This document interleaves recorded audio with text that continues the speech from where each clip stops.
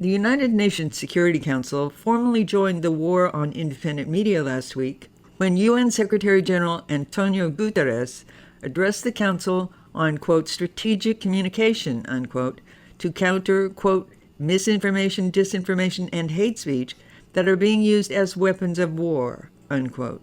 Peacekeepers are facing terrorists, criminals, armed groups, and their allies, many with access to powerful modern weapons, and many with a vested interest in perpetuating the chaos in which they thrive. The weapons they wield are not just guns and explosives.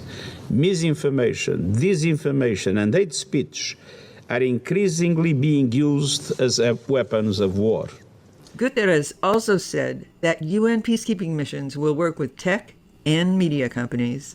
We are working with partners, including tech and media companies and member states, to identify and deploy the best tools to better detect and counter mis- and disinformation and hate speech. Like most official critics of, quote, misinformation, disinformation, and hate speech, unquote, Guterres failed to address the question of who has the moral or intellectual authority to decide what is misinformation, disinformation, and hate speech. Or rather, he simply assumed that he does.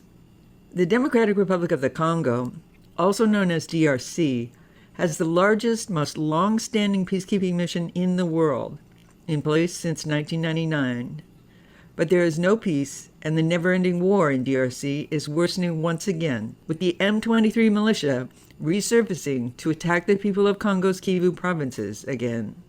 M23 is a Rwandan militia recruited and commanded by top officials in the Rwandan government, as was proven 10 years ago in 2012 by that year's UN Group of Experts report on DRC. Rwanda's war in DRC violates the first principle of international law, the sovereignty of nations, and the UN Security Council therefore has the authority to organize a multilateral force to stop it. Nevertheless, the lie that M23 is a Congolese militia has resurfaced as well. The lie, aka disinformation, has provided cover for the peacekeeping mission's failure for the last 23 years.